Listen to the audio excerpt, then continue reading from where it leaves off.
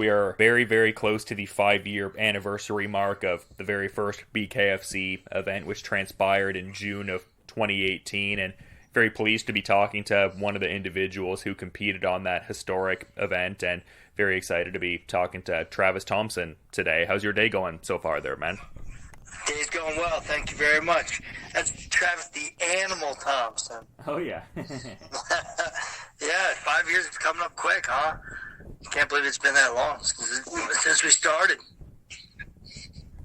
And I kind of wanted to go back to like the very earlier stages of all of that. Like, I'm just wondering, like, what were the like first initial thoughts when like the bare-knuckle boxing offer came your way, like for a fight? Because obviously in like mid 2018, the scene wasn't there, at least in America, like how it is now. So like, what were the first thoughts when that offer came your way? Well, my first thoughts were Dave called me up. Like, I'm pretty good friends with the Feldmans. His dad was my boxing trainer, so Dave's been a part of my entire professional career. So, I mean, he pretty much told me that he got bare-knuckle approved, and I was like, are you serious? He's like, oh, yeah, you're going to be fighting on pay-per-view. So I was totally stoked for that. You can't hurt my hands, so I wasn't really nervous about any of that. It was just the one thing that messed me up the most was when the actual fight did happen. You know, there's a big difference between fighting with gloves and without gloves. And as I noticed after the first fight, you know, that little bit of cushion that you have on your gloves is a big difference for your hand-eye coordination, just your footwork. So if you step in when you go to throw a punch, when you have the pad on, it's going to hit that person. When the glove's off, it's not going to touch them. Yeah, because from what I was seeing on like your box rack and stuff like that, you had over like 20 gloved boxing fights before getting into this one. So there was like a very noticeable difference in like how like landing the punches felt, and obviously there's a lot of differences in the defense and stuff like that. So like it felt noticeably different, like landing the strikes and stuff like that in bare knuckle. Exactly. Yes, that's true. Exactly. That's why for the second one, which I came back in February, I fought in Mexico. I made sure that wasn't the case, and I put that guy to sleep.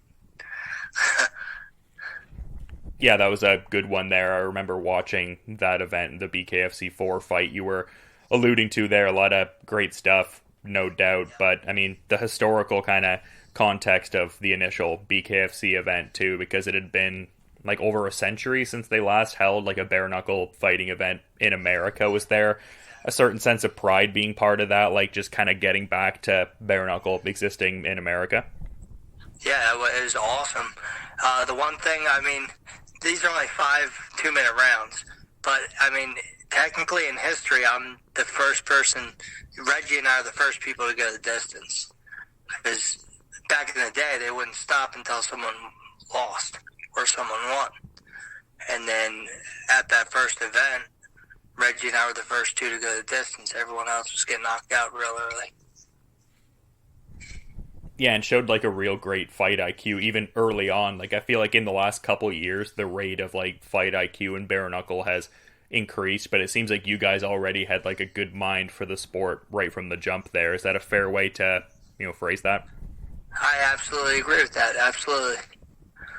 Because we both had, kind of tough upbringings, we always solved our problems out on the streets. I mean, growing up for me as a kid, I was always a small dude, and I always got into fights all the time. So, I mean, I've always been a tough dude. That's why my name's The Animal, because I'm always going to give 100%. I'm always going to be in your face. I'm always going to come at you. And it showed there at that fight, too. Reggie did the same thing. And what was like the awareness of Reggie heading into that one? Like he kind of had a similar background to you in as far as like the gloved boxing experience before, transferring and transitioning into, bare knuckle there. So like, was there any kind of level of awareness, like any tape study that could have been done heading into that fight? Well, there should have been a lot more tape study. I really don't study anybody. Even nowadays, I don't care, because you've never fought me. The only thing that has changed from the first one, I'm not going to do fights in the spring and summer, which is my landscape season. I have a landscape company, so I'm working 10 hours a day. train, then I have to come home and see my wife and kids and stuff. So I'm not doing that anymore. So I told them before, if you guys still want me to fight for you, into fall or winter, that's it. You're not getting me to do these fights without a camp. Yeah, for sure, and I would think that would come with, like, the maturation as you continued on in your bare-knuckle kind of career. Like, I mean, yeah. Yep. I'm just curious, too, though, like, I mean, like I was kind of saying a bit before, like, bare-knuckle boxing wasn't, like, an active kind of present thing, at least in America, but there was certain stuff in the UK and stuff that's still going on today with, like, BKB and whatnot. Like, what was the, I guess, level of awareness to bare-knuckle boxing prior to summer of 2018?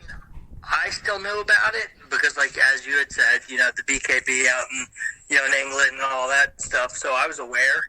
I thought it was pretty cool that they were going to finally bring it to the U.S. But like friends, family, they're like, "What the hell are you talking about? You're going to do bare knuckle, like boxing without gloves? Like, that's crazy." That's kind of what I got from everybody else. But I know what I can do and I know what I can handle, so I had no problems doing it. I think it's awesome. I love it. And were the preparations a great deal different than what you would, say, do in a camp for a Queensbury rules boxing fight? Like, did it deviate at all or kind of similar? It's very similar. The only thing that I changed up, as I progressed with bare knuckle, is that I now use small gloves when I hit the bag and do my bag work, mitt work, and all that stuff. Because as I said earlier, when you have a glove on, like even though it's an 8-ounce boxing glove, when you're doing a fight, there's padding on your knuckle. So when you're going to throw a jab and you fully extend it out, well, without that glove, you're a half step away from hitting somebody. So, I tried to do all my training with really small gloves or even those old school bag gloves, just for that reason, because you do want to try to protect your hands a little bit. You don't want to get a cut. You're not going to hurt my hand, but I don't want to get a cut either. So if I get a cut, then it's going to take time for it to heal up. Yeah, for sure. And I'm kind of curious, like, when you were, like, I guess, like, getting to the arena, like, the day of, like, was there a bit of a different feeling in the air, like, even in some of the backstage preparations with, like, some of the other fighters? Did it feel like some tangibly new kind of thing, or did it feel kind of like business as usual in the sense of, like, getting ready to fight and all that? For me, it's business as usual. It's always been that way. Even though it was something new and I haven't done before, it's still a fight. So I wasn't like, oh my God, you're always going to have nerves. I mean, even Tyson said, he had all these, ideas of what you're going to do. It doesn't mean shit until you get hit in the face. Then all of a sudden you're, it's not there anymore. Your game plan went out the window. I never really let anything get into my head. I'm always good to go. You always have a little bit of butterflies in your stomach because whether you've done it 100 times or one time, you're still going to have butterflies. So you get a little bit of that, but other than that, as soon as the bell rings, I'm there to kill you.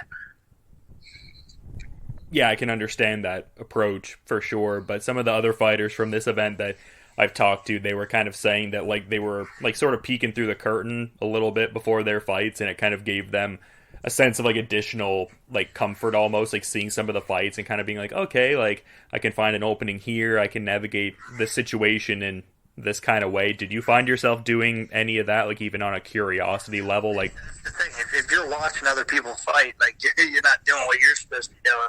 I don't do that. I've never done that. I will not do that. Even my last fight, like, my good friend was fighting right before me.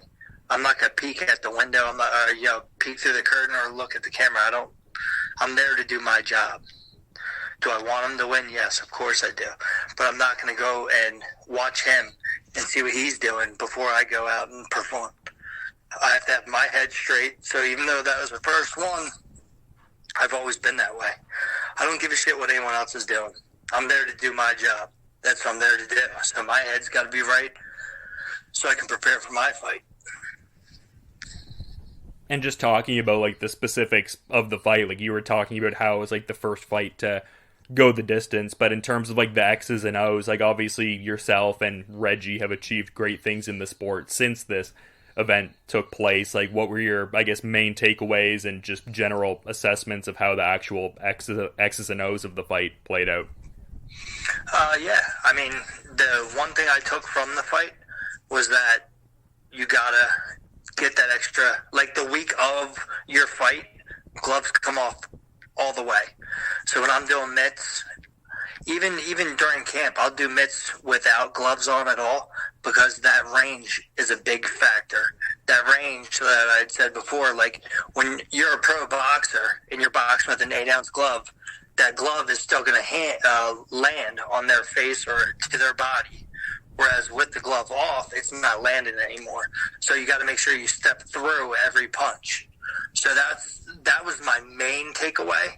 I mean, it was great. It was cool to be a part of history because that was the first one in the U.S. So, I mean, that was awesome. That was really cool. And Dave Feldman knows me personally, so he knows I'm always there to fight. I'm always going to grind. I'm always going to do what I have to do. So that's never changed and never will change.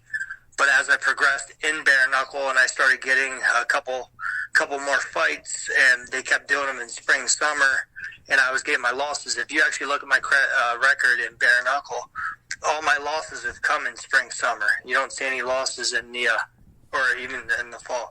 You don't see any losses in the winter because I have time to actually just train, and that's when I train, I'm undefeated. So what I've taken away from it is the range and to give yourself more time.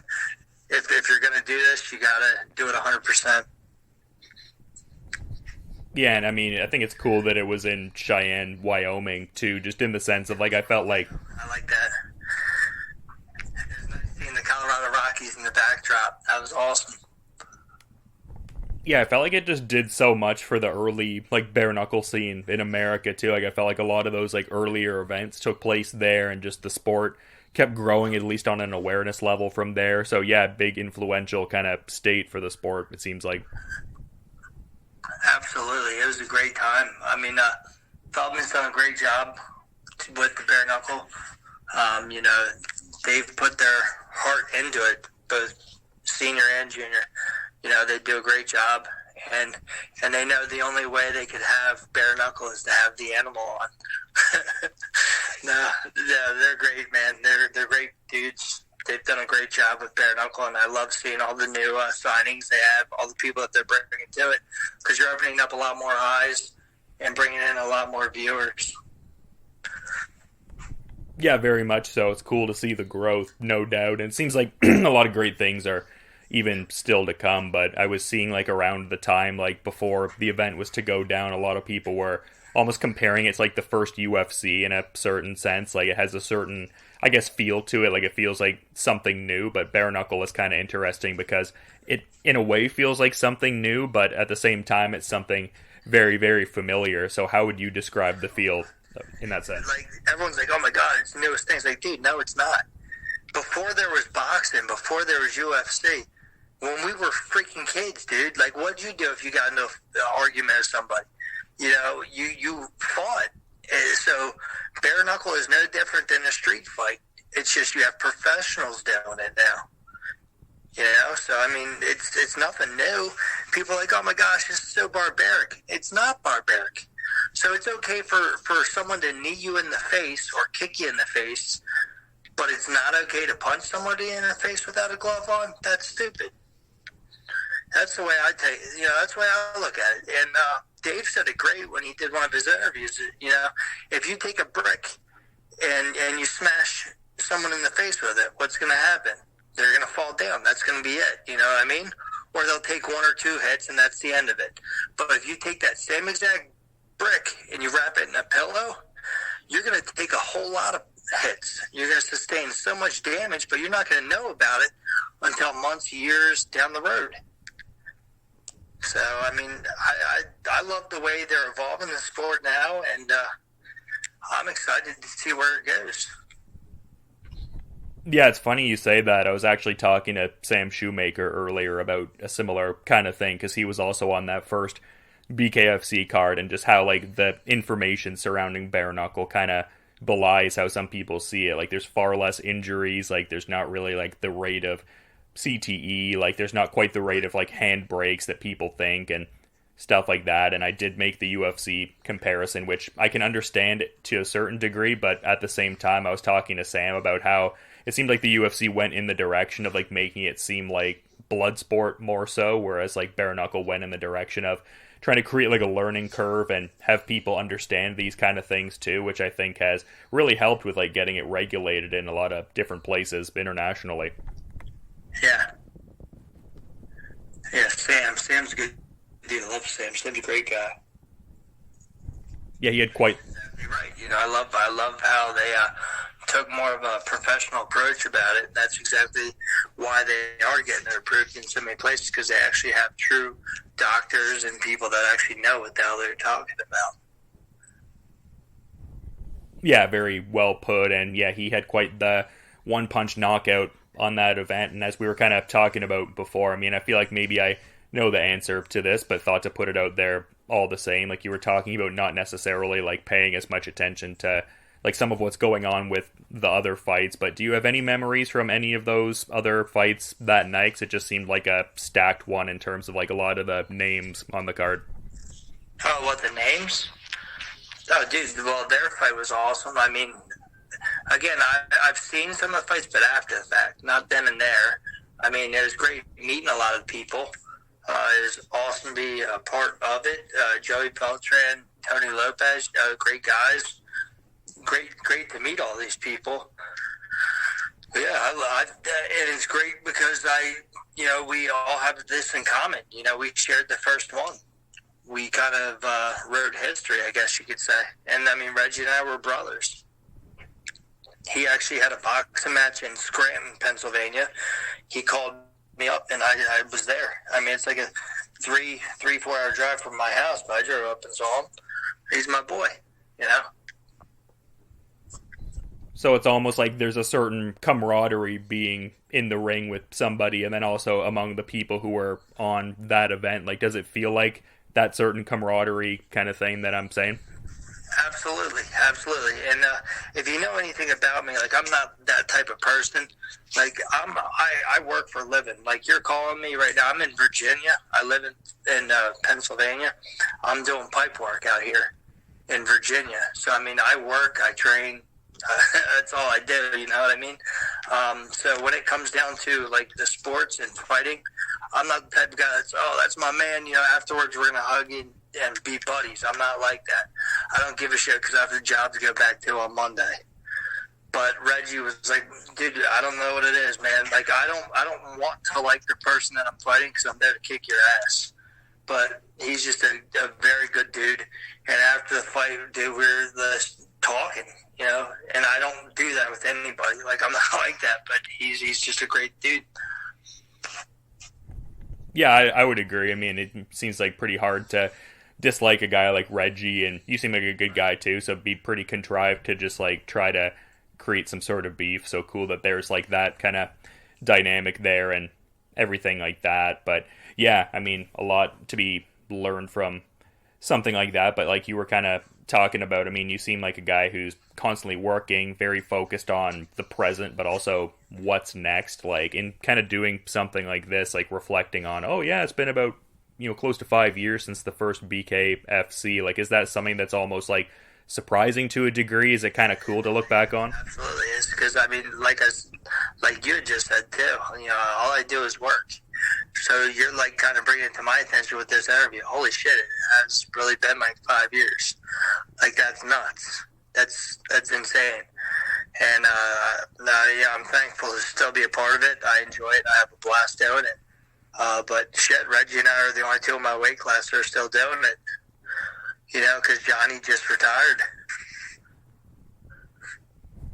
Yeah, I was seeing that as well. And I mean, what a great career he went on to have, someone who was also, you know, part of that event and everything like that. So yeah, just incredible to see that. And I guess to the point of growth from June 2018 to where things are at today, like, I'd be curious to get your perspective on that. Like, how do you, I guess, describe the health and vibrancy of the modern bare-knuckle scene as compared to maybe where things were at in the early days of summer 2018? Well, I mean, you can see that a lot more states are starting to welcome bare-knuckle, which is great. The public eye isn't as, the way it used to be. They don't think we're all a bunch of barbarians anymore, because now more people are actually tuning in. It's just evolving so much faster than UFC ever could have, and they're like, we're competitors now. They never thought that we had a chance. We're there now. We evolved 100 times faster than they ever did. I mean, UFC is still the big dog, right? But we're right there nipping at their heels, and soon enough we'll be ahead of them. Yeah, tremendous growth for sure. And I guess one of the last couple questions that I had, sometimes people with the bare-knuckle talk about how, the damage is less. I mean, maybe there's more, cuts, and maybe the hands have a level of soreness. How did you, physically feel in the following days from that first bare-knuckle fight? Was it a great deal different than maybe how you would feel in the days following, a boxing match? Or how would you describe that? I wish I could show you pictures of me. Okay, I mean, it doesn't bother me. It doesn't faze me. There was a fight I had. I forget if it was against Abby Velasquez or Dat Nguyen, but I had the fight, and then I came home. Right off of the plane, I went to a customer's house, and I had to put a fire pit together for them outside in their backyard. And he's like, "What the fuck are you doing here?" I was like, "What are you talking about?" He's like, "Dude, you just fought on I watched on pay-per-view last night fight." He's like, "It's not even 8 hours later and you're at my house." I was like, "Yeah, they got these things called airplanes." He's like, "Yeah, no shit." He's like, "But seriously, why don't you just come tomorrow?" I said, "Because I have stuff to do tomorrow." I was like, so, I mean, it doesn't bother me. It doesn't faze me. There's no difference. I'm just a hard worker, dude. Whether it's in the ring or just in life, that's just what I do. So nothing really surprised me. It wasn't like, "Oh my God, what the hell?" No. The only thing that is different is that you get cut. You get cut easier. For someone that doesn't like blood, yeah, it would be a rude awakening for them, because, they're not used to that. In boxing, you can get hit with, a great bit of blows and not have any damage. You might get a black eye, and that's about it. You get hit those same punches in bare-knuckle, you'll probably have a couple stitches. That stuff doesn't bother me. I've been getting stitches since I was a little boy. I'm almost 40 now, so it's no big difference. Yeah, I guess that's why they call you the animal. You're just always pushing forward and all that. Yep. But yeah, it's been great getting to talk to you, Travis. I mean, you're a guy I've watched since that first event, and obviously doing a lot of great stuff now and on back-to-back wins and everything like that. So you love to see it, but you've been really good with your time, and I do want to be mindful of your time as well. So is there anything you might want to add as kind of a parting thought as we're wrapping up here, maybe an anecdote from the first BKFC event, or just anything that resembles a parting thought? I mean, if you guys think that we're big now, wait till you see us 5 years from today. We're not even 5 years there, and we're the talk around town. Wait for the next 5 years. We're going to be taking over. I love it, and I love being a part of it. I want to thank the Feldmans, everyone else that's a part of BKFC, for letting me be a part of it, and wait to see where it goes from here. Yeah, perhaps we can do a 10-year retrospective and see where things are at. I'll still be fighting. Yeah, I love to hear that, and it's always good watching the animal fight, and I really appreciate you. Thank you very much. I appreciate that, because I like that. That's one thing I've always done, and that's why Dave keeps me on. As soon as you sign my contract, you give me my contract, there's a show from beginning to the middle to the end. I put on a show before the fights. I put a show on for the weigh-ins at the fight, and then after the fights, I go out there and I sign everyone's autographs. I love it. I love this shit. So I do it. Yeah, well, that offers insights into, why you're still out there and, doing great things and everything like that. So, yeah, no, I appreciate you helping out with this project, and you've done a lot of great things since that first event. And, yeah, crazy, it's been 5 years since that kickoff event in June 2018. But yeah, to reiterate, thanks so much for the time, man, and you have a good rest of your night. And The one thing I do want to add, I'm sorry, but people think you can only do a couple fights in bare-knuckle. I've done 9. Reggie's done 10. We've been doing it 5 years. We're still going strong.